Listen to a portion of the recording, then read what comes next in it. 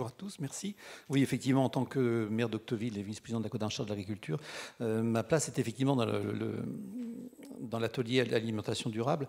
Alors, je ne sais pas si c'est le fait que cet atelier-là s'est déroulé dans les locaux de la cantine numérique, toute nouvelle cantine numérique, lieu propice aux échanges, mais il y a eu beaucoup effectivement d'échanges, une cinquantaine de personnes qui ont participé, et avec un foisonnement d'idées assez conséquent. En toile de fond sur du conteneur où nous étions, on avait bien en tête la future toile alimentaire qui se dessine dans le cadre du projet alimentaire de territoire, pour lequel la CODA a été lauréat, un des 47 lauréats sur la thématique du projet alimentaire de territoire, qui est assez novateur par rapport à la taille de notre agglomération. D'autres projets territoriaux se dessinent dans de grandes agglomérations, mais pas forcément la taille de notre territoire. Ce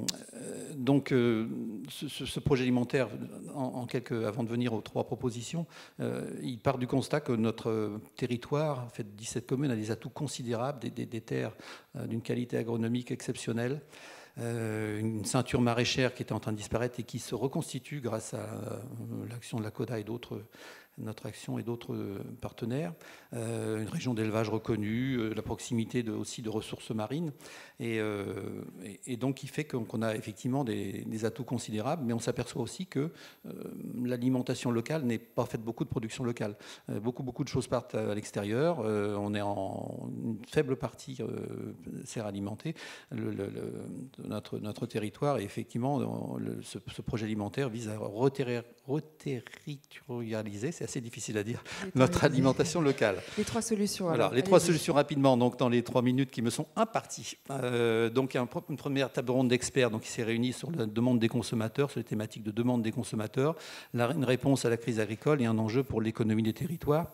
Et donc 3 ateliers ont travaillé après.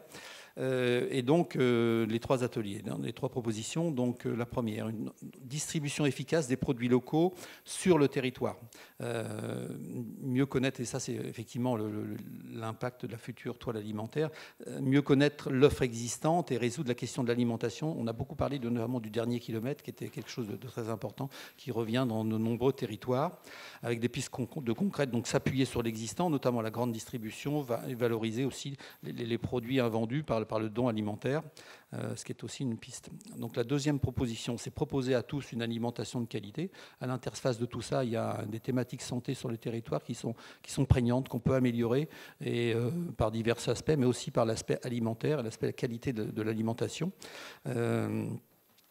Et donc, avec les pistes concrètes, favoriser un prix équitable pour les mangeurs. On a déterminé tous ceux qui consomment, qui s'alimentent, les mangeurs, et les agriculteurs, et réapprendre à travailler les produits bruts aussi, qui sont une des pistes à explorer. Et la troisième proposition, c'est de mobiliser l'ensemble des acteurs de la chaîne alimentaire pour continuer à travailler conjointement pour une alimentation durable du territoire, avec quelques pistes concrètes qui étaient de mettre en place un lieu d'échange et d'émergence de projets, pas forcément constitués que d'experts d'ailleurs, ainsi qu'un dispositif de conseil pour développer l'offre et la demande en produits locaux. On a beaucoup parlé de mise en réseau et de lieux d'échange à concrétiser. Merci, c'est déjà fini. J'ai tenu 2 minutes. Merci Jean-Louis Rousselin.